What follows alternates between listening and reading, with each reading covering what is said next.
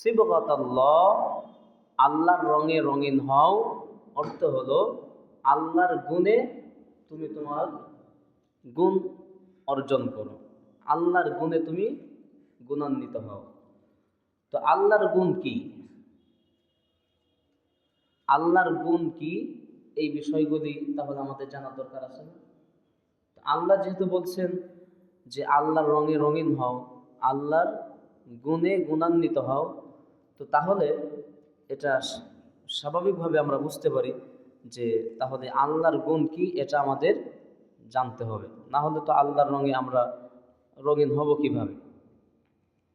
আল্লাহর রঙে রঙিন হওয়া, এটা যদি আমাদেরকে হতে হয় তাহলে অবশ্যই আমাদেরকে আল্লাহর গুণ সম্পর্কে জানতে হবে। তো আমি আজকে 5টি বিষয়, 5টি গুণের কথা বলবো, যেই গুণগুলি স্বয়ং আল্লাহ সুবহানাহু ওয়া তাআলার মধ্যে বিদ্যমান, এবং এই প্রতিটি গুণের কথা আল্লাহ রাব্বুল আলামিন পবিত্র কোরআনুল কারীমের মধ্যে জানিয়েছেন যে এই গুণ আমার মধ্যে আছে, সুতরাং তোমরাও এই গুণগুলি কি করো, অর্জন করো। যেই গুণগুলি আল্লাহর মধ্যে আছে তোমরাও সেই গুণগুলি অর্জন করো। এর 1 নম্বর গুণের কথা, যদি গুণের প্রথম গুণ, 5টি কার গুণ? আল্লাহর গুণ। যেহেতু আল্লাহ পাক বলছেন সিবগাতাল্লাহ, তোমরা আল্লাহর রঙে রঙিন হও, আল্লাহর গুণে গুণান্বিত হও, তো তাহলে আমাদেরকে এই 5টি, শুধু যে গুণ এই 5টি বিষয় এরকম না, গুণ আরও আছে, কিন্তু আজকে শুধু বলবো 5টি বিষয়, বাকিগুলি হয়তো অন্যদিন বলবো। আল্লাহর গুণের প্রথম যেই গুণটি, সেটি হলো আল্লাহ সুবহানাহু ওয়া তাআলা, তিনি হচ্ছেন, তার একটি নাম আছে, তার একটি গুণবাচক নামও আছে, সেই গুণবাচক নামটি হলো আস-সাবির। আস-সাবির অর্থাৎ ধৈর্যশীল, অত্যাধিক ধৈর্যশীল।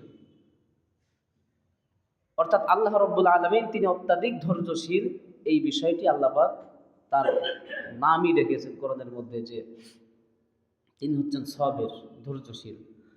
তো আল্লাহর গুণ যেগুলি, এই গুণগুলির মধ্যে প্রথম যে গুণটি আজকে বলছি সেটি হচ্ছে আল্লাহ কি, আল্লাহ ধৈর্যশীল। বলেন আল্লাহ কি? আল্লাহ ধৈর্যশীল। মনে করেন এটা একটা ক্লাসের মতো, আমি বললাম, আপনারা একটু উত্তর করলেন, অল্প পরিসরে একটা ক্লাসের মতো হয়ে গেল। তো আল্লাহ হচ্ছেন ধৈর্যশীল। আল্লাহ রাব্বুল আলামিন এখন পবিত্র কোরআনুল কারীমের মধ্যে জানাচ্ছেন যে দেখো, আমি আমার ধৈর্যের ব্যাপারে তোমাদেরকে একটু বলি। সেটা কি? আল্লাহ বলছেন ইন্নাল্লাহা ইউওয়াফাস সাবিরুনা আজরাহুম বিগাইরি হিসাব। ইন্নাল্লাহ, নিশ্চয় আল্লাহ, ইউওয়াফাস সাবিরুন, ইউওয়াফা, ইউওয়াফা মানে হলো পূর্ণ মাত্রায় দেওয়া হবে, পরিপূর্ণ করে দেওয়া হবে।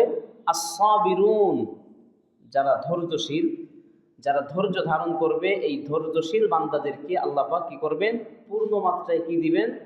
আজরাহুম, তাদের প্রতিদান, বিগাইরি হিসাব, অপরিমিত, বেহিসাব। তো যারা বিপদে আপদে মুসিবতে যে কোনো ব্যাপারে নার্ভাস ফিল না করে, নিজেকে বিচলিত না রেখে, নিজেকে একেবারে আমি শেষ হয়ে গেলাম, হ্যাঁ, আমার আর করার কিছুই নাই, ইত্যাদি ইত্যাদি, এইভাবে সে নার্ভাস না হয়ে কি করবে? সে সকল ক্ষেত্রেই ধৈর্য ধারণ করবে। তো ধৈর্য ধারণ যদি আমরা করি আমাদের বিপদে মুসিবতে, যে কোনো অভাব অনটনে ইত্যাদি, তো তাহলে আল্লাহ পাক বলছেন যে এই সকল ধৈর্যশীলদেরকে আমি কি করব? ইউওয়াফাস সাবিরুনা আজরাহুম বিগাইরি হিসাব, অপরিমিত, বিগাইরি হিসাব, বিগাইরি হিসাব, আমি তাদেরকে পুরস্কার দিব। তো এটা হলো ধৈর্যশীলদের প্রতিদান। এখন আল্লাহ বলছেন যে বান্দা, তুমি যদি সত্যি সত্যি মুমিন হও, আমরা তো সকলেই দাবি করি আমরা মুমিন, ঠিক কি না? আমরা দাবি করি না? আমাদের দাবি কি? আল্লাহ কথা না কইলে আমি কি করব? আমাদের দাবি কি? আমরা মুমিন।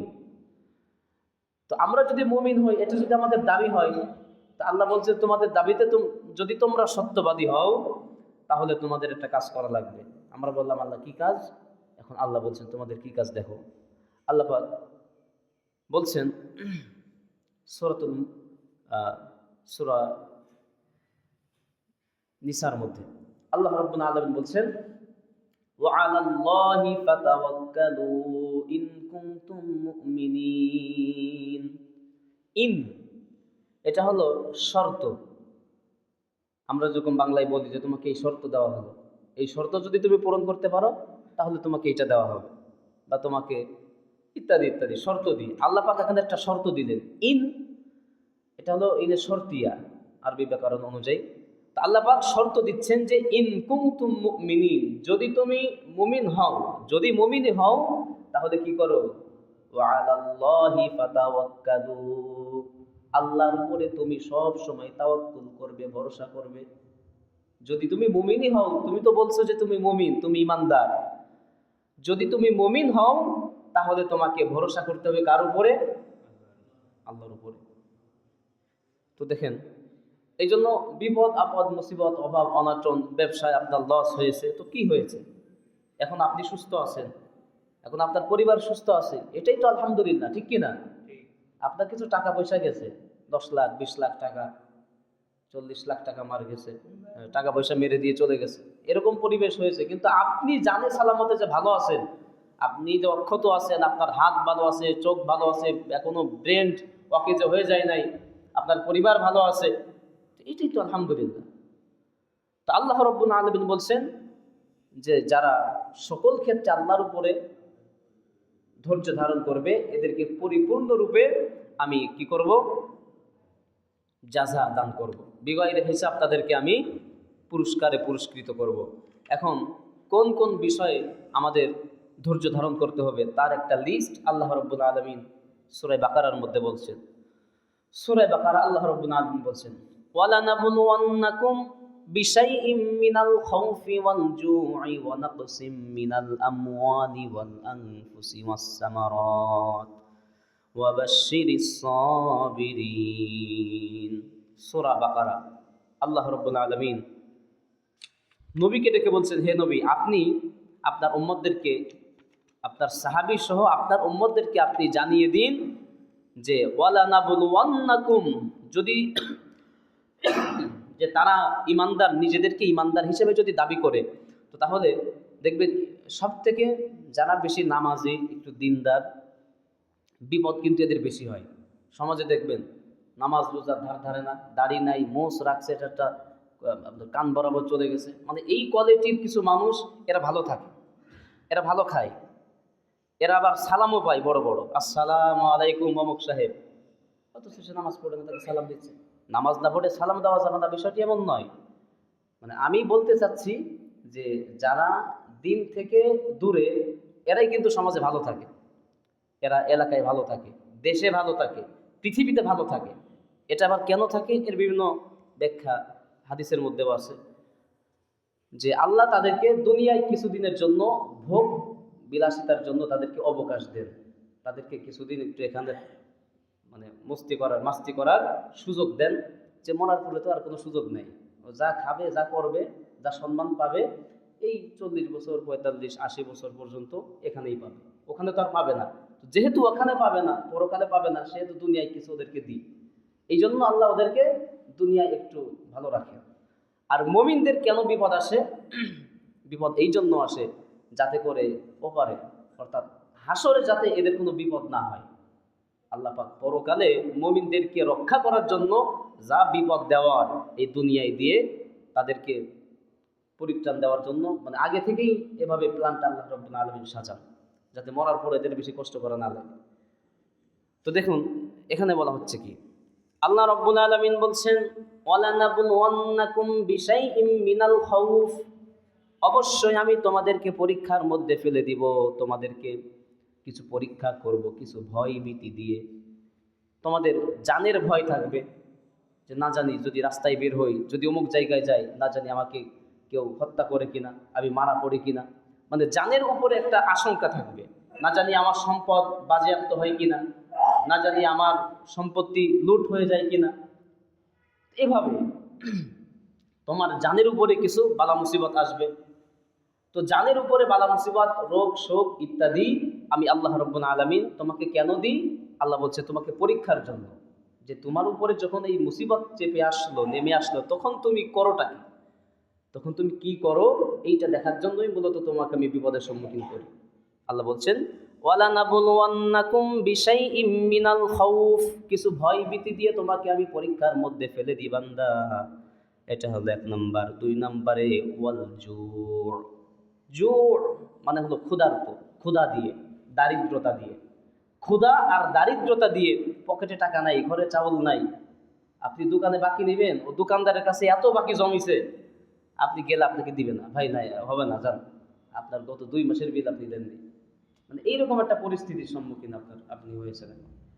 তো এই যে ক্ষুধা দ্বারা, দারিদ্রতা দ্বারা, এখন এই ক্ষুধা দারিদ্রতা যদি আপনি আপনার দোষে নিয়ে টেনে নিয়ে আসেন, সে দায়িত্ব আল্লাহর না। আপনি সারা রাত তাস খেলতেছেন, আপনি জুয়ার আড্ডায় মেতে আছেন, আপনি নেশা করেন, নেশা করে যদি আপনার সম্পত্তি আপনি নষ্ট করেন, সে দায় কি আল্লাহ নিবে?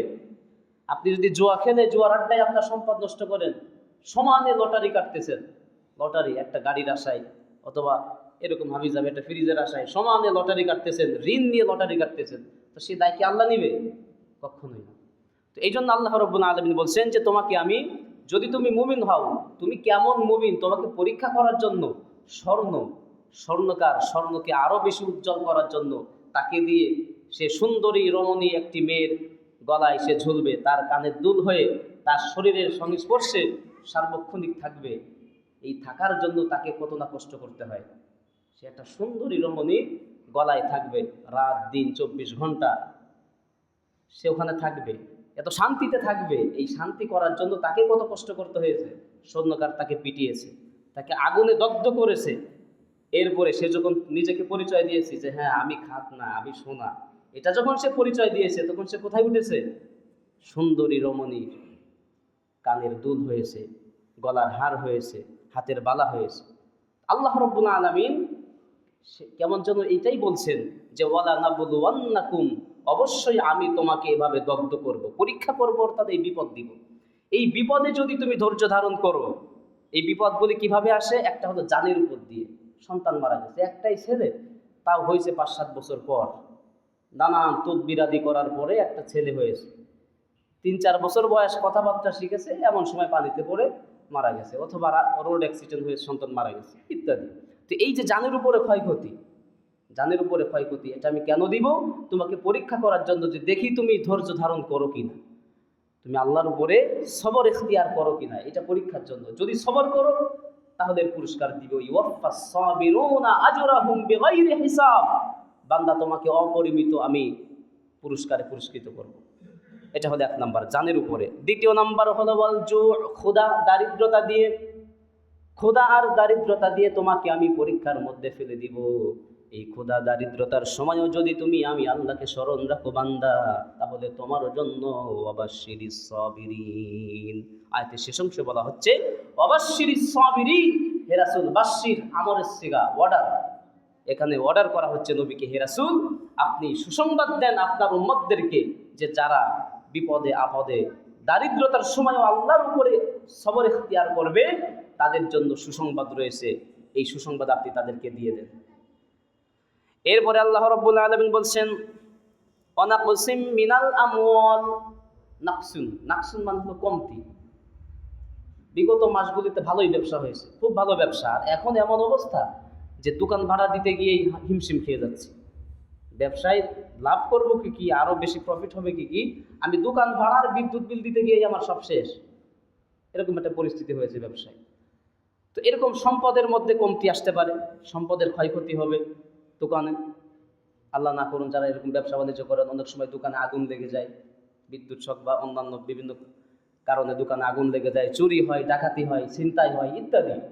তো এই ধরনের সম্পদের কমতি দিয়ে, সম্পদের ক্ষয়ক্ষতি দিয়ে, ওয়াসসামারাত, অসামারাত ফলমূলের ক্ষয়ক্ষতি দিয়ে, প্রচুর লিচু, আমের মুকুল সেই রকম আসছে, লিচু ওই রকম, কিন্তু দেখা গেল কি এমন এক ঝড় শিলাবৃষ্টি আসলো, আপনি 10 লক্ষ টাকা ইনভেস্ট করেছিলেন, বাগান কিনলেন, ভাবছেন এত ফল, এত মুকুল, এবার মনে হয় কিছু একটা করে ফেলবো ব্যবসা করে। তো এমন হলো যে যখন লিচু একটু পোক্ত হবে বা যখন আপনি লিচু পাড়বেন, এর আগ দিয়ে এমন ঝড়ো বাতাস অথবা শিলাবৃষ্টি আসলো, আপনার আম সালা সব নিয়ে গেল।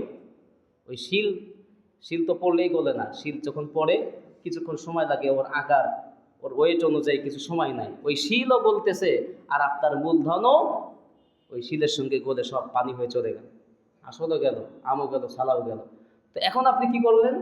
এখন আপনি বিভিন্ন এনজিওর কাছে দৌড়ালেন, ভাই শেষ হয়ে গেছে, আমার লোন লাগবে। গ্রামীণ ব্যাংকে দৌড়ালেন, বিভিন্ন ব্যাংকে দৌড়ালেন, এখন সুদের লেনদেন করবেন আপনি। আল্লাহর উপর আর ভরসা নাই যে আর কবে উঠতে পারবো কিনা, দেখি একবার নিয়েই দেখি চান্স। তো আল্লাহ রাব্বুল আলামিন বলছেন যে এভাবে করে তোমাদের ফলমূল, তোমাদের জান, কিছু অভাব দারিদ্রতা দিয়ে আমি তোমাদেরকে কি করব? ট্রাই করব তোমাদেরকে আমি, যে আসলে তুমি কতটুকু ইমানদার। ওই যে সোনাকে যেরকম স্বর্ণকার ওকে আগুনে দগ্ধ করে করে যে তুমি আসলে দেখি কতটুকু খাঁটি সোনা। এরপরে সে যখন খাঁটি সোনা হয় তখন তাকে সুন্দর একটা আকৃতি দিয়ে সুন্দর রমণীর গলায় কানের দুলে কানে তাকে তুলে দেওয়া হয়। আল্লাহ বলছেন এভাবে আমিও তোমাদেরকে পরীক্ষা করব, পরীক্ষায় যদি তুমি উত্তীর্ণ হও, ধৈর্য ধারণ করো, নবী হে ওয়াবাশশিরিস সাবিরিন, তখন আপনি এই ধৈর্যশীল মুমিনদেরকে আমি আল্লাহর পক্ষ থেকে সুসংবাদ দান করবেন। কি সুসংবাদ? মাঝখানে একটি আয়াত আছে, সেটাকে বাদ দিয়ে আমি তৃতীয় আয়াতে চলে যাচ্ছি। এখানে আল্লাহ পাক বলছেন উলাইকা আলাইহিম সালাওয়াতুম মির রাব্বিহিম ওয়া রাহমাহ ওয়া উলাইকা হুমুল মুহতাদুন। আল্লাহ বলছেন উলাইকা আলাইহিম, তারাই এরা, তারা অর্থাৎ কারা? যাদেরকে বিপদ আপদ দিলাম, দেওয়ার পরেও আল্লাহর উপরে যারা সবর ইখতিয়ার করেছে, ধৈর্য ধারণ করেছে, উলাইকা আলাইহিম, তাহারাই সালাওয়াতুম মির রাব্বিহিম ওয়া রাহমা, এদের উপরে তাদের প্রতিপালকের রহমত আর করুণা। যারা ধৈর্য ধারণ করবে তাদের উপরে তাদের রবের, তাদের প্রতিপালকের রহমত আর করুণা এদের উপরে বর্ষিত হবে। ওয়া উলাইকা হুমুল মুহতাদুন, আর এরাই হচ্ছে মুহতাদুন, সৎ পথ প্রাপ্ত, সঠিক রাস্তায় পরিচালিত এরাই। এরা কারা? এবার বলেন, কাদের উপরে আল্লাহর রহমত অবধারিত? বলেন না কেন? কাদের উপরে আল্লাহর রহমত অবধারিত? যারা ধৈর্য ধারণ করবে। এর আগে যেগুলি বললাম, জানের উপরে ক্ষতি আসবে, আপনার সন্তান মারা যাবে, আপনার স্ত্রী মারা গেছে, এরকম ভাই বিরাদার মারা গেছে, তখন আল্লাহর উপরে সবর করতে হবে। আপনার সম্পদের ক্ষতি হয়েছে, আল্লাহর উপরে ধৈর্য ধারণ করতে হবে। আপনার বাগান শেষ হয়েছে, ফলমূল শেষ হয়েছে, আপনার ধান আপনি এভাবে করেছিলেন, সব শেষ হয়ে গেছে বন্যা জলোচ্ছ্বাস ইত্যাদি দিয়ে, তখন ধৈর্য ধারণ করতে হবে কার উপরে? আল্লাহর উপরে। আল্লাহ বলছেন যদি তোমরা এরকম ধৈর্য ধারণ করো, অবাশশিরিস সাবিরিন, তোমাদের জন্য সুসংবাদ। সুসংবাদটি কি? সেই সুসংবাদ হলো উলাইকা আলাইহিম সালাওয়াতুম মির রাব্বিহিম ওয়া রাহমা, তাদের রবের পক্ষ থেকে তাদের উপরে রহমত আর সাকিনা এগুলি বর্ষণ হবে, আর এরা হচ্ছে সৎপথ প্রাপ্ত। ইহদিনাস সিরাতাল মুস্তাকিম, যে আমরা বলি ইহদিনাস সিরাতাল মুস্তাকিম, এই সরল সঠিক রাস্তার উপরে এরাই মূলত প্রতিষ্ঠিত। তো সংক্ষিপ্ত আকারে এর প্রত্যেকটা, আমি যে 5টি বিষয় বলার জন্য নির্ধারণ করছিলাম, প্রত্যেকটি বিশদ বিবরণ রয়েছে। এই সবরের এতটুকুন আজকে বললাম। দ্বিতীয়, আল্লাহর রঙে রঙিন হওয়ার জন্য যেই গুণ আমাদের থাকা দরকার, সেটি হচ্ছে পূর্বেই একটু আমি টাচ দিয়েছি, তাওয়াক্কুল। তাওয়াক্কুল করা। তাওয়াক্কুল মানে কি? তাওয়াক্কুল হচ্ছে আরবি শব্দ তা ওয়াও কাফ লাম, তাওয়াক্কাল। এর শাব্দিক অর্থ হচ্ছে ভরসা করা, বাংলায় ভরসা করা, নির্ভর, কারোর উপরে নির্ভর হওয়া। যেমন আপনি কলা বাগান করেছেন, কলা গাছ লাগিয়েছেন, এই কলা গাছ যখন কলার কাঁধ হয়েছে অনেক বড়, তখন কি করা হয়? এটা বাঁশ দিয়ে ঠেস দেওয়া হয়। হ্যাঁ, এখন এই কলা গাছ কার উপরে নির্ভর করছে? ওই বাঁশের উপরে। ওই বাঁশ যদি আপনি সরিয়ে দেন, আপনার কলাও যাবে, গাছও যাবে, ঠিক কি না? তো তাহলে কলা গাছ সে নির্ভর করছে কার উপরে? এটা তো আমাদের দৃষ্টিতে আমরা দেখছি কলা গাছ বাঁশের উপরে নির্ভর করছে, তাওয়াক্কুল করছে, ভরসা করছে, কিন্তু আসলে ভিতরগত কারণ হলো আল্লাহর উপরে সে ভরসা করে। কারণ প্রত্যেকটি পশু পাখি গাছপালা তরুলতা সব কিছুই জিকির করে কার? আল্লাহর। সূরা রহমানের মধ্যে এই বয়ানও আছে। তো তাহলে ভরসা, তাওয়াক্কুল করা, ভরসা করা, এটা হচ্ছে নবীদের গুণ। এটা হচ্ছে নবীদের গুণ। এখন আল্লাহ রাব্বুল আলামিন বলছেন যে তোমরা যদি সত্যি মুমিন হও ফাতাওয়াক্কালু ইন কুনতুম মুমিনিন, যদি তোমরা মুমিন হও তাহলে আল্লাহর উপরে ভরসা করো, আল্লাহর উপরে তাওয়াক্কুল করো। তার উপরেই কলা গাছ যেমন একটা বাঁশের উপরে টেক দিয়ে থাকে, এরকম তুমি আল্লাহর উপরে সব সময় নির্ভর করবে, তোমার সব ক্ষেত্রে তার উপরে নির্ভর করবে। এখন তাওয়াক্কুলের ব্যাপারে আল্লাহ রাব্বুল আলামিন অন্যত্রে বলছেন ওমা লানা وما لنا ألا نتوكل على الله وقد هدانا سبلنا ولنصبرن على ما آذيتمونا وعلى الله فليتوكل المتوكلون। সাহাবীরা বলছেন, সাহাবীদের ব্যাপারে এই আয়াতটি অবতীর্ণ হয়েছে। সাহাবীরা বলছেন যে ওমা লানা আল্লা নাতাওয়াক্কাল আলাল্লাহ, আমাদের কি হয়েছে যে আমরা আল্লাহর উপরে ভরসা করব না? আমাদের কি এমন হয়েছে যে আমরা আল্লাহর উপরে ভরসা করব না? তার মানে কি যে আমরা তো আল্লাহর উপরেই ভরসা করব, এর মানে এটা না। এই কথাকে যখন ঘুরাই লিখবেন তখন এটাই হবে যে কেন করব না, আল্লাহর উপরে ভরসা কেন করব না? আমরা কি পাগল নাকি? তার মানে যে ব্যক্তি সুস্থ মস্তিষ্ক সম্পন্ন বিবেক বুদ্ধিওয়ালা যে ব্যক্তি, এ কি করবে? সবসময় আল্লাহর উপরে ভরসা করবে। এই কথাকেই এই মানে অন্যরকমভাবে একটু সাজিয়ে গুজিয়ে বলা হচ্ছে কোরআনের ভাষায়। যে ওনারা কি বলছেন?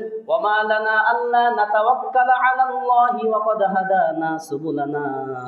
ওই যে মক্কা থেকে অসংখ্য সাহাবীরা হিজরত করে নিজের বিবি, বাল বাচ্চা, গরু ছাগল মহিষ ভেড়া, জায়গা জমি দালান কোঠা সব কিছু ফেলে রেখে নবীর উপরে ঈমান এনে হিজরত করে মদিনায় চলে গেলেন।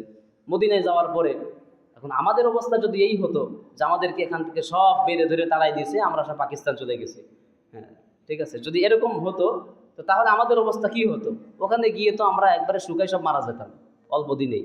এই শোকে যে সর্বনাশ, এত কষ্ট করে সম্পদ কিনেছি, বাড়ি করেছি, পাশেই আণবিক ছিল, কি পরিমাণ আমার ইনকাম, হ্যাঁ, তো এইরকম আমরা সব শুকাই মারা যেতাম যে এত সম্পত্তি ফেলে রেখে আজকে চলে আসলাম আহারে। মানে এই টেনশনে সম্পদের ওই মায়ায় সব শেষ হয়ে যেতাম আমরা। তো সাহাবীরা এরকম হন নাই, ওনারা বিচলিত হন নাই। আল্লাহ রাব্বুল আলামিন বলছেন যে তাদের ভাষ্য কি ছিল? তাদের ঘর ছিল, বাড়ি ছিল, জায়গা ছিল, জমি ছিল, উট ছিল, ভেড়া ছিল, সব কিছু ছিল। বড় বড় হযরত উসমানের মতো সাহাবী, উসমান যাকে গনি বলা হয়, কিতাবের মধ্যে আসছে উসমানের ব্যাপারে, হযরত উসমান রাদিয়াল্লাহু তাআলা আনহু এত বড় ধনী ছিলেন যার মতো ধনী পৃথিবীতে তার পূর্বেও কেউ আসেনি, আর পরেও কেউ এত বড় ধনী ধনাঢ্য ব্যক্তি আর হবে না। তিনি কে? উসমান রাদিয়াল্লাহু তাআলা আনহু। আজ থেকে 1400 বছর আগে, 1500 বছর আগে যিনি দুনিয়া থেকে বিদায় হয়েছেন, তার ব্যাংক অ্যাকাউন্ট এখনো সৌদি আরবে সচ্ছল, জানেন তো আপনারা? তার নামে এখনো ব্যাংক অ্যাকাউন্ট আছে, হযরত উসমান রাদিয়াল্লাহু তাআলা। এত বড় ধনাঢ্য ব্যক্তি সব কিছু ফেলে রেখে চলে গেলেন মদিনায়, কিন্তু তিনি এরকম আমাদের মতো মানে শুকাই একবারে শেষ হয়ে যাবে টেনশনে, খাওয়া নাই দাওয়া নাই, মুখটা একবারে ছোট্ট হয়ে গেছে সম্পদের ওই মায়ায় চিন্তায়, এরকম না। তারা কি বলছেন? তাদের ভাষ্য কি ছিল? তাদের ভাষ্য ছিল এটা, ওমা লানা আল্লা নাতাওয়াক্কালা আলাল্লাহি ওয়া ক্বাদ হাদানা সুবুলানা, আমাদের কি হয়েছে যে আমরা আল্লাহর উপরে ভরসা করব না?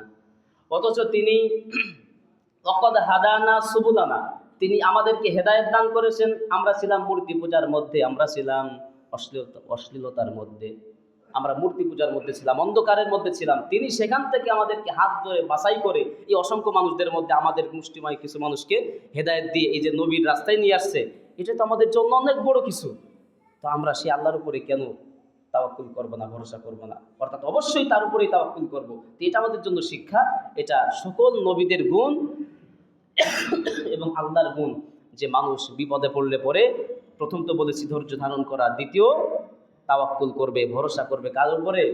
আল্লাহর উপরে। কলা গাছ যেমন বাঁশের উপরে করে, ঠিক অনুরূপভাবে মুমিন বান্দা তাওয়াক্কুল করবে কার উপরে? আল্লাহর উপরে। প্রত্যেকটিরই বিশদ আলোচনা সংক্ষিপ্তভাবে বললাম।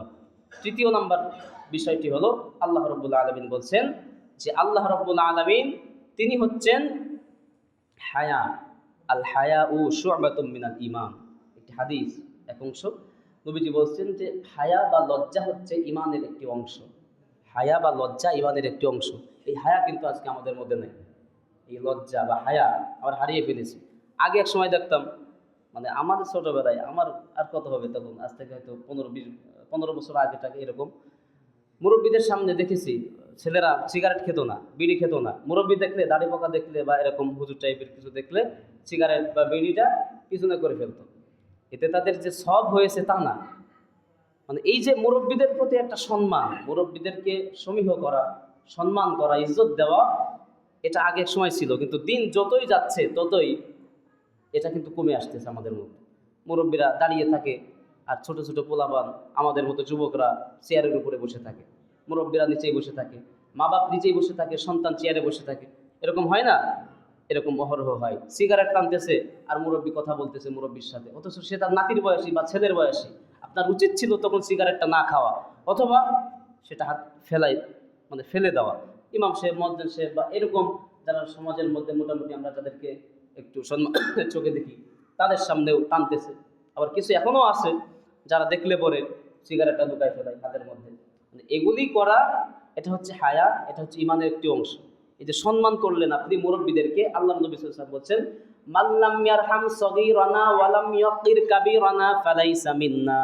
যে ব্যক্তি মুরব্বীদেরকে সম্মান করে না আর ছোটদেরকে আদর করে না, স্নেহ করে না, সে আমার উম্মতের দলভুক্ত নয়। মাল্লাম ইয়ারহাম সগীরানা, ছোটদেরকে, এখানে আগে কিন্তু ছোটদের কথা আসছে। আমরা কিন্তু বাচ্চাদের সঙ্গে খারাপ ব্যবহার করি, দুর্ব্যবহার করি। এখানে আগে বাচ্চাদের কথা বলা হচ্ছে। যে ব্যক্তি ছোটদেরকে স্নেহ করে না, মমতা করে না, ওয়ালাম ইয়াকির কাবীরানা, আর মুরব্বীদেরকে, বয়স্কদেরকে সম্মান করে না, ফালাইসা মিন্না, সে আমার উম্মতের দলভুক্ত নয়। তো এই জন্য এই হায়া, এই সম্মান, এটি হচ্ছে নবীদের গুণ, এটা আল্লাহর গুণ। এটাও বিশদ আলোচনা ছিল।